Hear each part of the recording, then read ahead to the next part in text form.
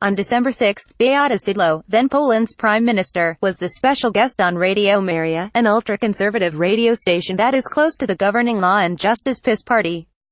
Her appearance was overshadowed by something everyone had known for weeks. Mrs Szydlo was on her way out. By the following evening, she was thanking Poles for her 2 years in office. The party offered no explanation for Mrs Szydlo's departure. Indeed, the same morning, it had blocked an opposition motion to unseat her. Mrs Szydlo's fate, like her appointment in 2015, was determined by Jarosław Kaczynski, PiS's reclusive party leader. "I believe in his wisdom," she told Radio Maryja's television counterpart, TVTRWAM, earlier this week.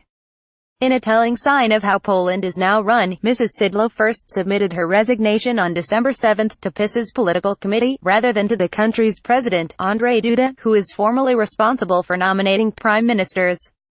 Only the following day did she ask for Mr. Duda's approval. Upgrade your inbox, receive our daily dispatch and editor's picks newsletters. Despite earlier speculation, the 68-year-old Mr. Kaczynski will not step in himself, as he did in 2006, during PiS's first stint in power. Mrs Szydlo will be replaced by her deputy, the 49-year-old Mateusz Morawiecki, a former banker who heads the Ministries of Finance and Economic Development.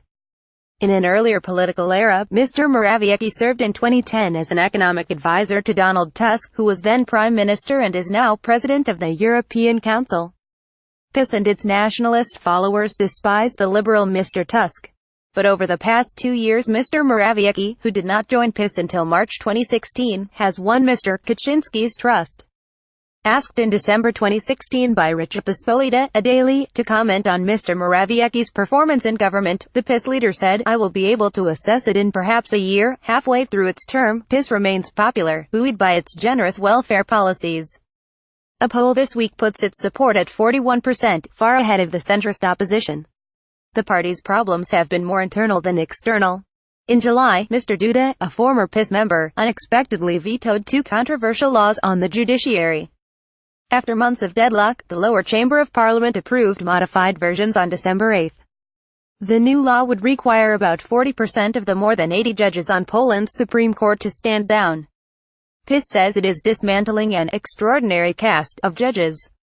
The European Commission, however, has challenged the judiciary reforms for undermining the rule of law and violating EU treaty obligations.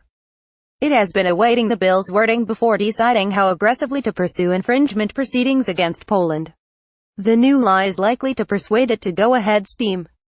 Worldlier than his predecessor, Mr. Morawiecki may seek to repair some of the damage PiS's policies have inflicted on Polish relations with the EU and Germany.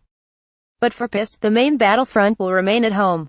Poland will hold local elections next year, followed by parliamentary ones in 2019. The incoming prime minister's optimistic economic proposals and mild manners could win PiS votes. Its judicial overhaul, which has been controversial at home as well as abroad, will go ahead. "The people change, but the program does not," said Beata Szydlo, the PiS's spokesperson, commenting on the swap of prime ministers. Meanwhile, in his office at PiS's headquarters, the country's real boss, Mr. Kaczynski, will remain unaccountable.